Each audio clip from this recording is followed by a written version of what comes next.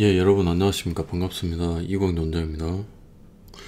25년 시험 대비 GS 1순환 서방 관계법령 건축법 포함이죠. 밴드 스터디 일주일 1차 개강입니다. 자, 지금 점검 항목이 아직 종강이 안 됐죠. 점검 항목은 내일하고 모레까지 해야 될 것 같습니다. 그래서 오늘은 간단히 OT하고 진도 좀 나갈 수 있으면 나가고요. 그렇게 해서 제 1강을 마치도록 하겠습니다. 진도를 안 나갈 수는 없을 것 같아요. 아무리 제가 법학도 출신이고 이 법령은 다 깨고 있죠. 법령을 다 암기하고 이해하고 있다. 그러니까 법령은 다 이해하고 있죠. 근데 암기는 이제 여러분들보다 암기력은 더 떨어지겠죠. 시험이 저는 끝났으니까. 하지만 가장 중요한 거 법령, 물고기를 여러분들한테 드리면 안 되고 물고기를 잡는 방법을 알게 되면 평생 써먹을 수 있다는 겁니다. 이걸 어떻게 말로 한마디로 할 수가 없어요. 하지만 최대한 함축해서 좀 첫 시간부터 효율적으로 좀 나가보려고 하고, 오늘 OT 때 드린 말씀이 결국은 여러분들이 체득을 하게 되면 그게 물고기를 잡는 방법이 되는데, 구체적으로 이제 실무에서 여러분들이 적용하는 것은 저랑 같이 7주 동안 이 공부를 하셔야만 여러분들 것이 될 수가 있습니다. 굉장히 중요하죠. 머리만 한번 보시겠습니까? 앞에는 이제 페이지 수가 안 나오는데 아마 2페이지일 거예요. 첫 번째 장 보시면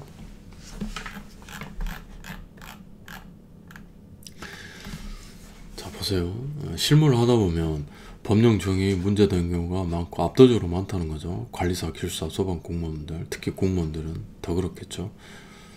근데 이것은 필연적으로 계약 성립 여부, 그 다음 인허가 처분, 행정처분 전부 다 중요한 지점으로 연결되게 됩니다. 실무를 조금이라도 해보신 분들은 다 아실 거예요.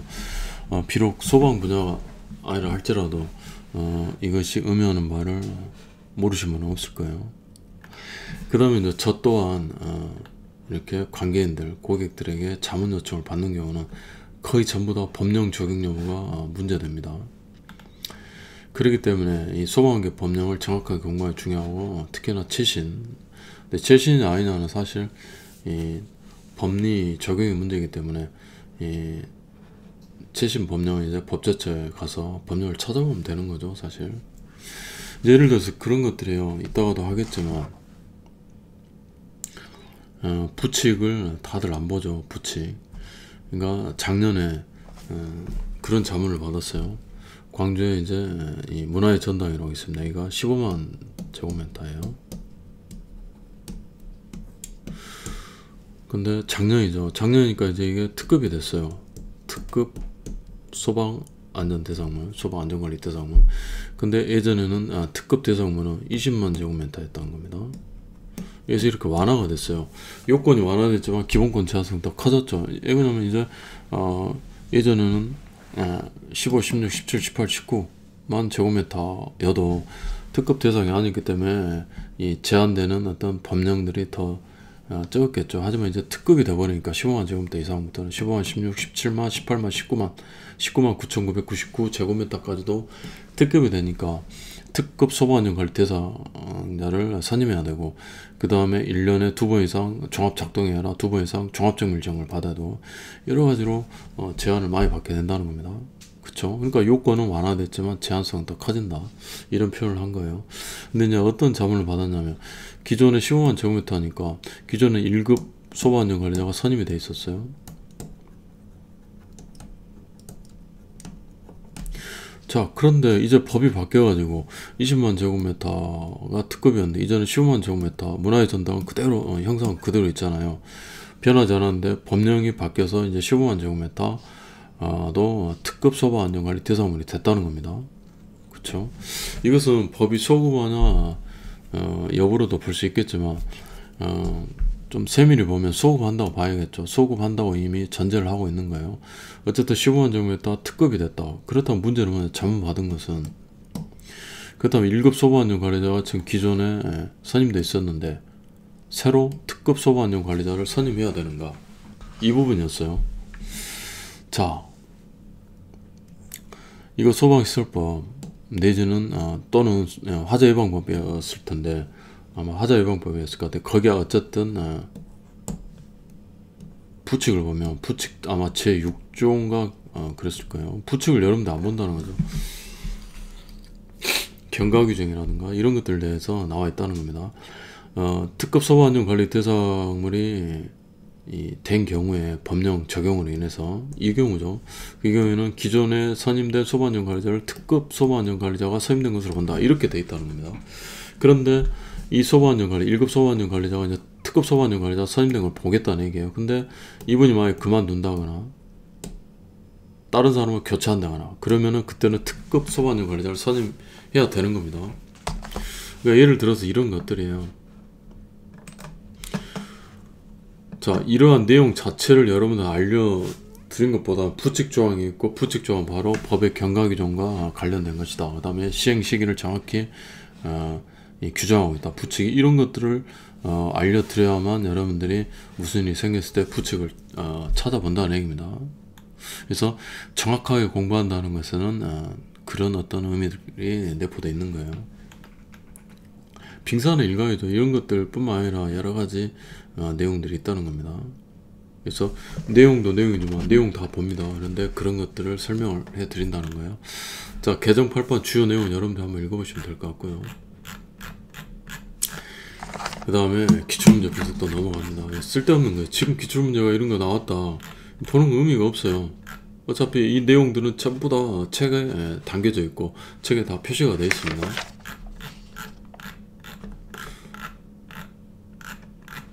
자, 참고사항에서 이제 참고사항이지만 굉장히 중요한 부분이에요. 자, 일단 법규범의 구분인데 이것은 뭐 독일 법, 우리나라 법학은요 대륙법계 법학을 받아들였다고 전 세계 모든 법학은 크게 두 갈래로 나눌 수가 있어요. 대륙법은 독일법을 말합니다. 유럽 대륙.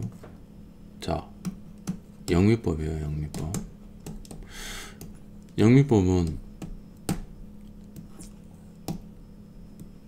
판례의 법원성을 인정해버립니다.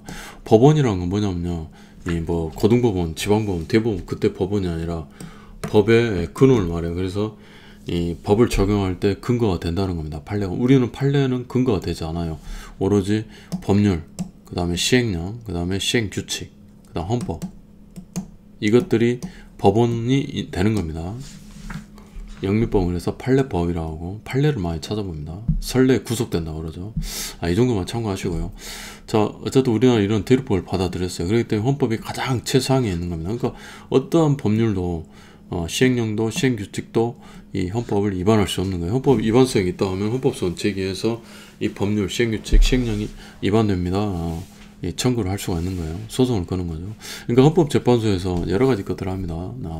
한 대여섯 가지 하는데 그 중에 대표적인 게 이런 위헌법률 심사, 그다음 헌법소원, 그 다음에 권한쟁의, 국가기관 간의 어떤 다툼, 권한 간의 다툼이 생겼을 때 해결 수단이 없었을 때 법률에 권한쟁의고 하고, 지금 또 하고 있는, 열심히 좀 하고 있는 탄핵심판 이런 거. 탄핵심판이란 건 뭐냐면 이 끌어내리기가 힘든 자들이 있어요. 물론 검사도 파면시킬 수가 있겠지만 검사라든가 국회의원이라든가 대통령 이런 사람들은 그 직에서 끌어내리기가 힘들죠. 그런 경우에는 헌법재판소에 탄핵심판을 제기해서 탄핵심판을 할 것인가, 이건 서추라하고, 서추가 돼가지고 헌법재판소 싹 갔을 때 헌법재판관 9명이죠. 9명 정원에서 과반수가 아니에요. 6명 이상이 찬성하면은 파면 결정이 나옵니다. 그런 것들이죠. 자, 그래서 대륙법, 물론 영미법에도 헌법은 있어요. 근데 헌법이 영국 같은 경우는 불문 헌법이라 해가지고 우리나라처럼 헌법 해가지고 딱 이렇게 성문의 규정을 갖고 있는 헌법은 없습니다. 그러니까 체계가 많이 달라요. 자, 그래서 법규범의 구범인데 특히나 대륙법계에서는 이런 법규범의 서열이 중요하다는 겁니다. 그래서 헌법에 대해서 나와 있고, 자, 헌법에서 법률 제정권자는 오로지 국회로 한정하고 있어요. 국회의원이 아니에요. 국회입니다. 국회. 근데 국회는 국민이 선출한, 이게 중요해요. 자, 헌법의 원리라는데 이거 어렵게 생각하지 마시고 이거 알고 계셔야 돼요. 자, 헌법의 원리는 크게 두 가지 원리가 있는데 민주주의 원리가 있고 국민이 직접 뽑아야 된다는 얘기예요. 민주주의 원리. 그 다음에 법치주의 원리가 있습니다. 자, 중요한 국가기관은 전부 다 민주주의 원리에 따라서 국민이 직접 뽑아야 된다는 게 민주주의 원리고요. 법치주의 원리는 뭐냐면 국민의 기본권을 제한할 때는 많잖아요. 뭐 세금을 걷는다, 경제적 기본권 제한이고, 깜빵에 보낸다, 신체 자유에 대한 기본권에 대한 제한이 되죠. 어쨌든 이러한 제한을 할 때는, 기본권에 대한 제한을 할 때는 법주주의 원리에 따라서, 즉 성문의 법규, 법률의 규정에 따라서만, 법률의 규정과 내용과 그 다음에 이 절차에 따라서만 제한을 할 수 있다는 게 바로 법치주의 원리예요. 예전에 왕정이 있었을 때는 왕이 그냥 마음대로 기분 나쁘면 잡아들여라, 뭐 족쳐라, 고문해라 다 했잖아요. 안 된다는 겁니다. 법치주의 원리. 그 다음에 예전에는 왕이 계속 세습됐잖아요. 그러면 안 된다. 국민이 직접 뽑아야 된다. 이게 바로 민주주의. 이게 오랫동안 투쟁에 의해서 이 두 가지 원리가 헌법에 녹아 있는 겁니다. 자, 그래서 국민이 선출했다는 게 중요한 게, 국민이 선출한 국가기관이 그렇게 많지 않아요. 장관은 국민이 선출한 게 아니죠. 민주적 정당성이라고 해요. 대통령이 국민이 직접 뽑잖아요. 민주적 정당성이 인정됩니다. 그래서 국민이 선출한 국회의원으로 구성된 국회 의결로서만 법률을 만들 수 있어요. 그래서 국민의 기본권은 오로지 법률로만 제한을 해야 돼요. 자, 근데 우리가 이제 이 법령을 공부할 때인데, 이 법률 다음에, 자 보세요. 앞페이지 보시면 18페이지부터 우리가 소방기본법 법률을 봅니다. 그 뒤에 보시면 소방기본법 시행령이 나오죠. 그 다음 또 뒤에 보시면 소방기본법 시행규칙이 나와요. 자, 이거 뭐냐, 대통령 시행령이랍니다. 대통령을 시행령이라고 해요. 기억을 해야 됩니다. 그 다음에 부령은 자, 행정안전부 부령이에요. 행정안전부 장관이 아니에요. 행정안전부 장관이 하는 건 고시가 됩니다. 훈령이라는 거 달라요. 화재안전 기술기준은 고시예요. 고시. 그래서 법규가 아닙니다. 자, 어쨌든 행정명령은 왜 필요하냐, 여기 나와. 이게 핵심이에요. 이 국회의원들에서 제정된 법률에서 모든 사항을 다 세세히 규율할 수가 없어요. 그 다음 국회의원들이 모든 사항을 이 행정 관료들처럼 전문가들은 아니란 겁니다. 그래서 이 법률에서는 좀 추상적으로 규율을 하고, 이 대통령령으로 정한다, 즉 시행령으로 정한다, 또는 시행규칙으로 정한다, 이런 식으로 위임을 할 수 있다는 겁니다. 헌법에 근거가 있어요. 헌법에 국민의 기본권에 대해서 이러한 경우 위임을 할 수 있다, 이렇게 돼 있습니다. 근데 여기 보시면 포괄적으로 위임하는 것은 안 된다고 헌법에 규정돼 있어요. 왜 그러냐면 어떤 예시도 없이 어떤 특정을 하지도 않고, 전혀 하지도 않고 그냥 시행령 네 마음대로 해라, 이렇게 하면은 어떤 결과가 된가요? 국민의 기본권 제한은 법치주의 원리에 따라서, 민주주의 원리에 따라서 오로지 국민이 직접 선출한 국회의원으로 구성된 국회의 의결로서만 법률을 제정할 수 있다, 이렇게 돼 있잖아요. 법률은 대부분 기본권 형성적 법률도 있지만, 즉 기본권을 만들어주는 거, 이렇게 더 좋게 보충해 주는 것도 있지만, 대부분 기본권을 제한하는 것들이에요. 그런데 오로지 국회의회에서만 할 수 있게 돼 있는데, 포괄적으로 임해버리면 마치 뭐가 됩니까? 대통령한테 다 맘대로 해라, 또는 부령으로 맘대로 해라, 이렇게 돼버리잖아요. 안 된다는 겁니다. 그 이야기예요. 그래서 나중에 이제 법령을 보면 어느 정도 구체적으로 다 위임을 하고 있어요. 뭐 어떤 예시 규정을 뒀다거나 뭐 이런 식으로 해가지고, 이런 식으로 해라, 그 다음에 절차, 방법, 뭐 기준, 이런 식으로 예시를 두고 있다는 겁니다. 목차를 세워준다거나. 자, 부령도 마찬가지로 대통령이 모든 걸 다 할 수 없을 때는 대통령령에서 다시 또 이 부령으로 위임할 수 있다는 겁니다. 읽어보시면 되겠죠. 일단은 지금 이해를 하시면 돼요. 자, 근데 이것도 규칙이니까 비슷한 것 같은데, 시행규칙과 완전히 다릅니다. 시행규칙까지는, 시행령과 더불어서 시행규칙까지는 법규라고 그래요. 법규. 그래서 이것은 이 법규가 잘못됐다고, 이 법규가 나를 제한하거나 이렇게 처분을 했을 때 이 법규를 근거로 내가 행정심판, 행정소송 다 제기할 수가 있어요. 그런데 행정규칙은 그렇지 않습니다. 규칙이란 말은 앞에 행정이라 돼 있잖아요. 그래서 행정부 내에서 이렇게 생각하시면 돼요. 훈령이 있고요, 그 다음 예규가 있고 고시가 가장 중요하겠죠. 그래서 여기 있네요. 화재안전 기준이 되어 있습니다. 기술 기준이겠죠. 성능 기준이라는 거. 기술 기준과 성능 기준의 차이는 제가 말씀드려요. 똑같이 다 고시예요. 고시인데 성능 기준은 좀 웬만하면 바꾸지 말자, 계속 가는 거고, 기술 기준은 이렇게 빨리빨리 바꿀 필요가 있는 것들, 그런 것들은 그냥 기술 기준으로 두고 있다는 겁니다. 자, 자체 복귀는 여러분들 모르셔도 돼요. 그냥 지방자치단체장이나 그 기관이 그 권한 내에서 이 법령의 효력을 갖고 있는 이 자체 복귀를 만들 수 있다는 겁니다. 자, 그래서 이 정도를 핵심적으로 여러분들이 좀 참고 삼아서 알고 계셔야 되고, 이런 것들은 뭐 법령을 읽을 때 어떻게 읽는다, 이런 부분 사소한 것들은 제가 설명을 드리도록 하겠습니다. 자, 법률에 적용에 관한 특성. 자, 이것도 참고하시면 되는 건데, 이 자체를 뭐 물어보진 않겠지만, 이게 이제 여러분들에게 피가 되고 살이 되는 물고기를 잡는 방법이 된다는 겁니다.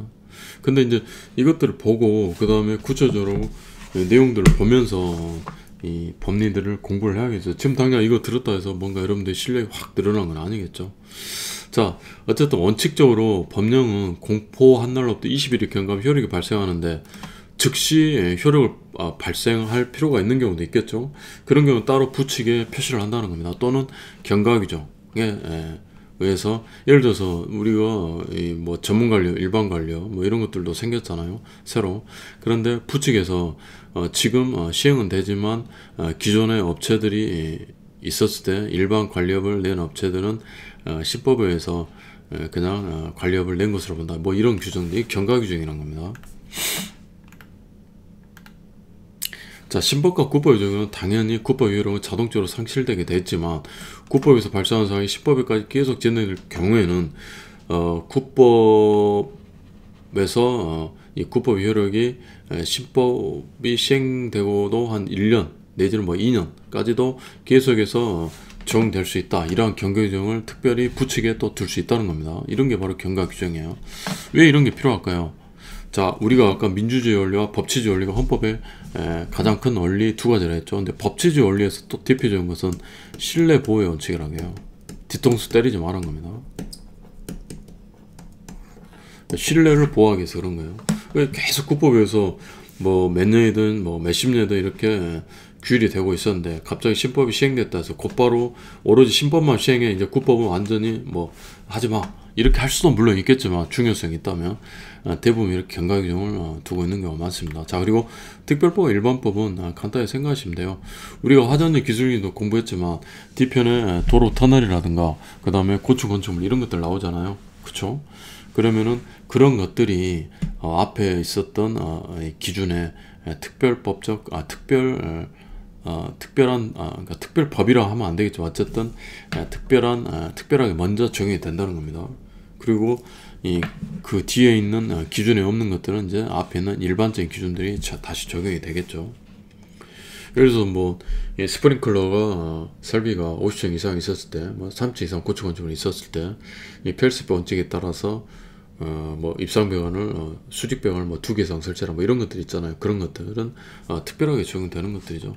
그 다음에 법률 자체로만 봐도 다중이업소 안전관리가 벌써 특별법이라 돼 있네요. 자, 이때는 이 안전점검을 또 받잖아요. 안전점검이 종합이나 작동점검에 우선한다는 겁니다. 그쵸? 그러니까 종합이나 작동에 우선하니까 종합 작동 면제해준단 말이 아니라, 그건 그것대로 받고 또 안전점검을 1년에 4번 분기별로 받으라는 얘기예요. 그래서 우선해서 적용된다는 얘기입니다. 그래서 다중이업을 하기 위해서는 소방건설에서 별도의 완비증명을 또 받아야 됩니다. 소방시설 설치하고도. 근데 또 소방관계법령은 보면요, 일반 어떤 건축법에 대해서 또 특별법적 또 지위를 또 가지고 있어요. 자, 그리고 가장 중요한 소구입법 금지원칙, 이것도 신뢰보원칙에서 나옵니다. 법치주의 원리에서 파생되는 신뢰보원칙, 소유법의 금지원칙이 바로 신뢰보원칙이라는 겁니다. 자, 법률이 제정돼서 계속 이렇게 시행이 되고 있어요. 지금 우리가 간통죄를 처벌하지 않고 있죠. 물론 예전에 처벌했다 이제 폐지됐는데, 어쨌든 간통죄 처벌하지 않습니다. 그래서 갑이라는 자가 불륜을 했어요. 이 시점에 2025년 1월 새해를 맞이해서 착한 일을 해야 되는데 불륜을 했다. 안 되죠. 나쁜 사람이죠. 근데 1월 3일날 불륜을 했어요. 그런데 1월 3일 또는 1월 4일 뭐 1월 5일, 그러니까 1월 3일 이후에 간통죄를 다시 처벌한다, 이 법률을 만들었어요. 이때 법률은 제정이 됐겠죠. 그런데 이 법령을 갑의 1월 3일날 간통 행위에 적용하는 걸 바로 이렇게 거꾸로 가니까 소급이랍니다. 이렇게 소급할 수 있겠는가? 이것은 원칙적으로 허용되지 않는다는 겁니다. 이게 바로 신뢰보호 원칙이랍니다. 뒤통수 떼지 마라. 왜냐면 갑이 이러한 행위를 했을 때에 형사법은 간통죄 처벌 규정이 없었잖아요. 없었는데 뒤에 만들어가지고 소급해버리면 이 갑의 신뢰를 심하게 해친다는 겁니다. 그래서 이런 것은 기본권 제한성이 가장 강한 형사법에서 즉 형법에 대해서는 가장 엄격히 적용이 된다는 얘기입니다. 어려운 거 아니잖아요. 쉽죠? 이거 굉장히 중요해요. 자, 그러나 이러한 법적 안전성을 침해한다 할지라도 예전에 독일에서는 나치 전범자들은 반드시 처벌해야겠다, 이러한 어떤 공익상 이유가 크다 해서 그냥 처벌을 해버렸습니다. 자, 따라서 절대 불변의 원칙은 아니고 형사법 외에 행정법 영역에서는 소유법 금지 원칙이 형법 영역보다 완화되어 있다. 즉 더 많이 이렇게 소유법 금지 원칙이 무너지는 경우가 많습니다. 무너진다기보다는 예의를 인정하는 경우가 많다는 겁니다.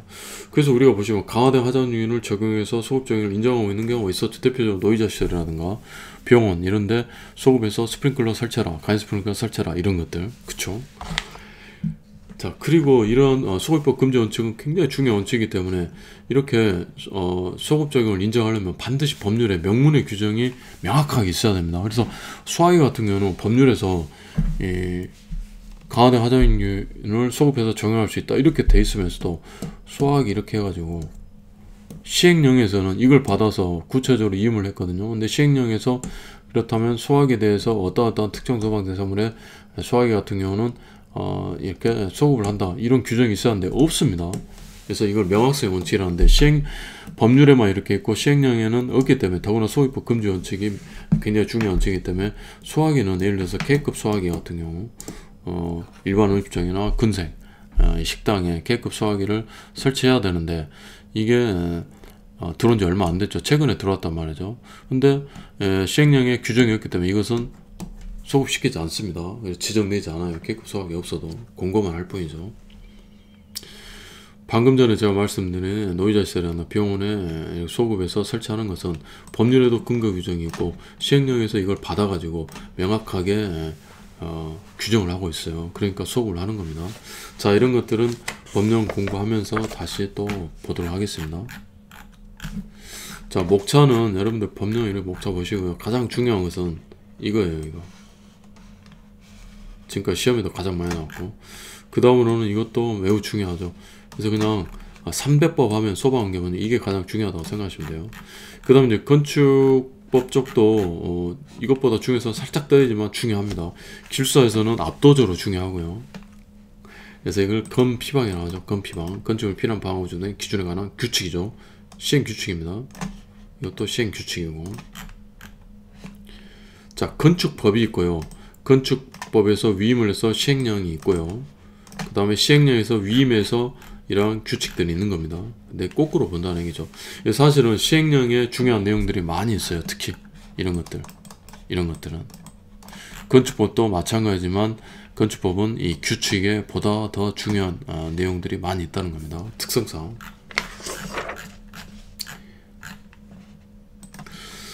자, 여러분 이제 그리고 오늘은 이제 OT만 하려고 하는데요. 자, 그리고 이제 이 뒤에 보시면 482페이지부터 480페이지까지는 이 법규로 합니다. 법규 원문을 실어놨고요. 중요한 것은 음형체를 다 했고, 그 다음 482페이지부터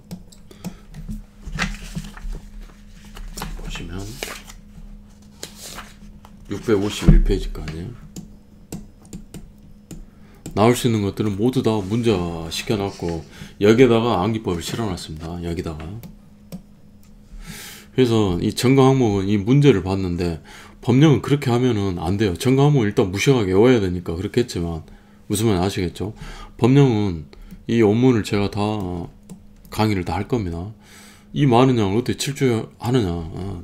그러니까 법학을 전공한 사람만이 할 수 있는 거죠. 이걸 하고 같이 봅니다. 같이 보는데 더 오래 걸리지 않습니까? 그렇지 않아요. 어차피 여기서 중요한 것들을 문제화 시켰기 때문에 같이 보는 겁니다.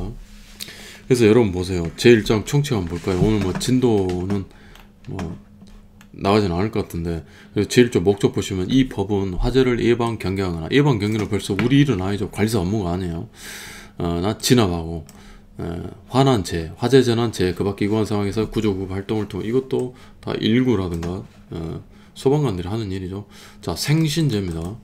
헌법에 생명, 신체, 재산을 보호라고 되어 있어요. 공공의 안전 및 질서 유지와 복리주의 이바정, 헌법에 다 나와 있는 목적 조항입니다. 어쨌든 이바정을 목적으로 한다 이러겠는데, 이게 제가 암기법 따서 무조건 외우셔야 됩니다. 지금도 문제가 되어 있어요. 이게 근데 제가 강의하고 나서 118회 때 기술사 시험에 나왔어요. 목적이 그만큼 중요하다는 거예요. 그래서 팜대탱 체계라는데요. 대류법 체계는 중요한 것부터 1조에 나오고, 주로 목적이겠죠. 목적 나오고, 그 다음에 2조에서 개념 정의도가 굉장히 중요하다 했습니다. 그 다음에 3조에서 적용 범위 뭐 이런 것들 나오고, 차례대로 중요한 순서대로 나오게 됩니다. 마찬가지로 이 법조항 내에서도 중요한 것들이 1호에 나와요. 그 다음에 중요한 것이 그 다음으로 중요한 2호에 나오고 3호에 나오고 이런 식으로 합니다. 무슨 말 이해되시죠? 자, 예방, 경계, 진압, 이것은 우리 일이 아니고, 따라 소방기본법은 우리 시험과 크게 관련 있는 건 아닌데, 그래도 제낄 수는 없고 다 볼 겁니다.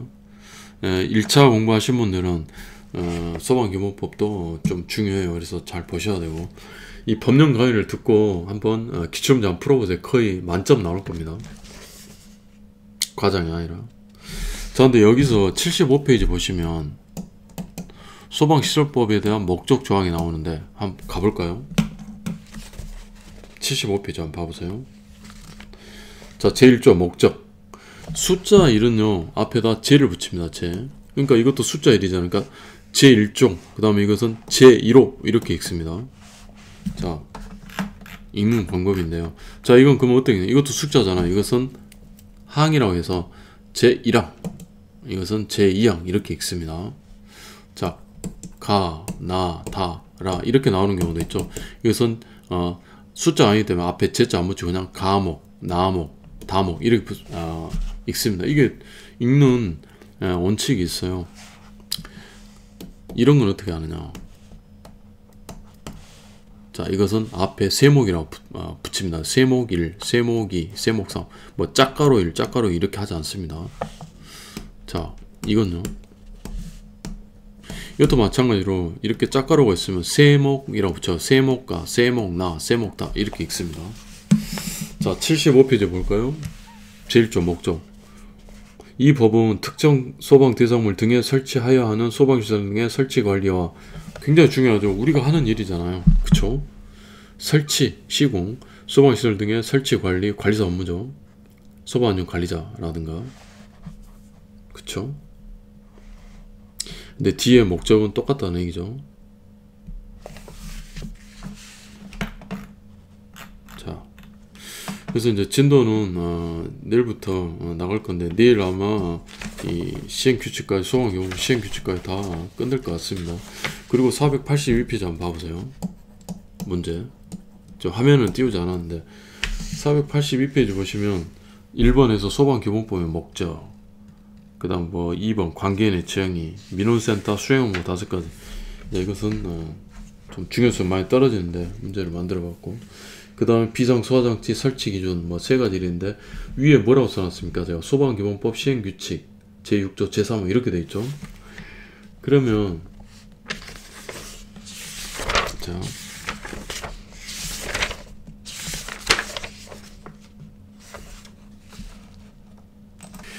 자, 여러분, 이 소방경보법 법률이죠. 제 10조 한번 가봅니다. 10조 중요하니까 음행 처리해놨죠. 뭐 소방력이 뭐냐, 소방장비 국가보조는 가볍게 참고하시면 돼요. 솔직히 몰라도 됩니다. 자, 소방용수시설의 설치 및 관리 등 제10조에 나와있죠. 그래서 시도지사입니다. 지방자치단체장이랍니다. 소화전 급수다 저수조 이하 소방용수 시설이란다를 설치하고 유지 관리한다 이렇게 되어 있어요. 그러니까 이런 거 같은 경우도 이 소화전 있죠.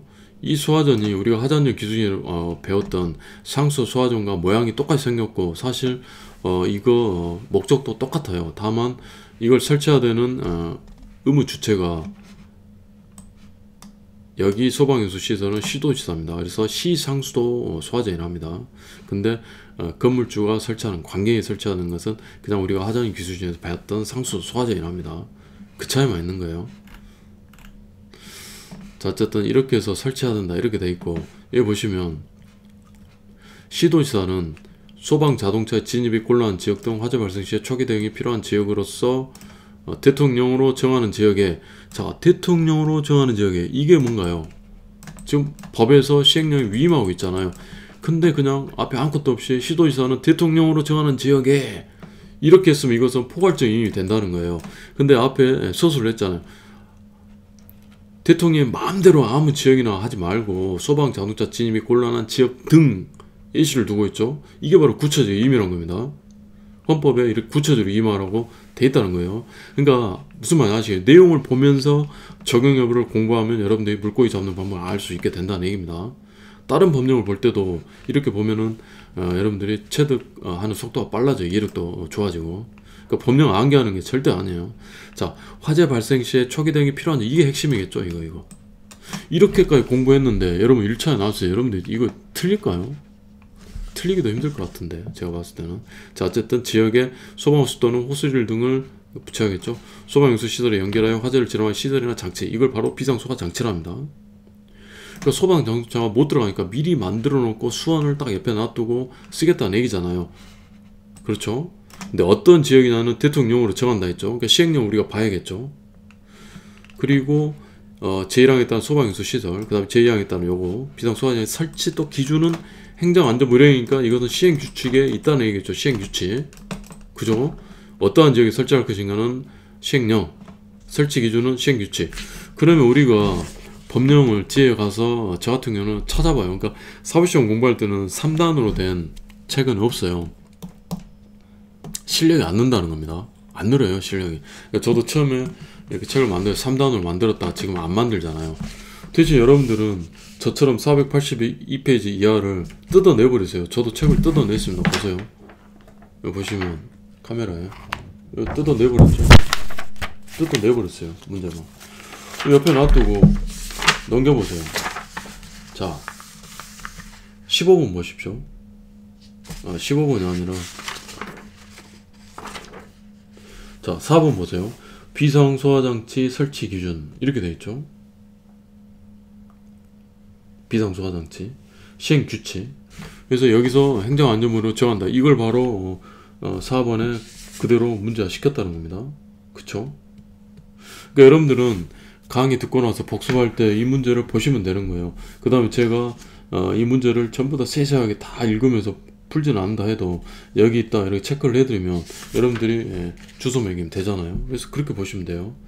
근데 이제 4번 같은 경우는 막 나올 가능성이 엄청 높고 중요하다 이건 아닌데, 이걸 어떻게 483페이지 봐보세요. 1번은 어떻게 이걸 다 외워가지고 쓰겠습니까? 핵심어를 기억해야겠죠. 비상소화장치는, 그 다음 제2호는, 2번은 소방호수 및 관창은 이렇게 돼 있잖아요. 3번은 비상소화장치 함은 이렇게 돼 있죠. 마치 옥내 소화장 함과 안에 들어있는 내용물 것처럼 서술이 돼 있다는 얘기입니다.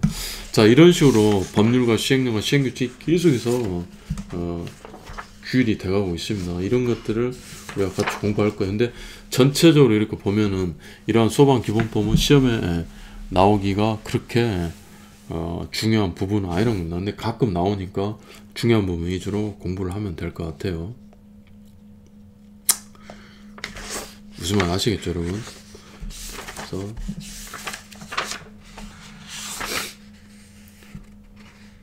진도는 내일부터 나가도록 하겠습니다. 그래서 이 소방기본법 18페이지부터 진도 나갑니다, 여러분.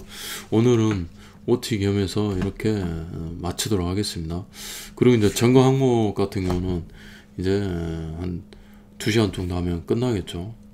그래서 법령을 지금 들어가게 됐는데 이게 일정이 시험 일정이 맞추다 보니까 이렇게 됐는데요. 어차피 여러분들이 시험이 다가올수록 극단적으로 말하면 시험 전날에는 모든 과목들을 손에 쥐어가지고 다 봐야 됩니다. 그러니까 하기 나름이에요. 그러니까 지금 이 두 과목 어떻게 다 해 이렇게 생각하실 거 아닙니다. 그리고 진도 조절은 제가 좀 하면서 할 거니까요. 법령도 마찬가지. 사실 오늘 규칙까지 다 끝낼 수도 있는데 진도 안 나갑니다.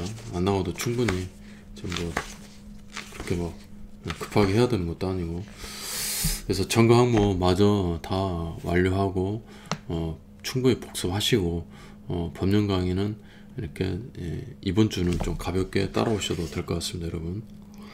자, 저는 내일 다시 뵙도록 하겠습니다. 여러분 수고하셨습니다.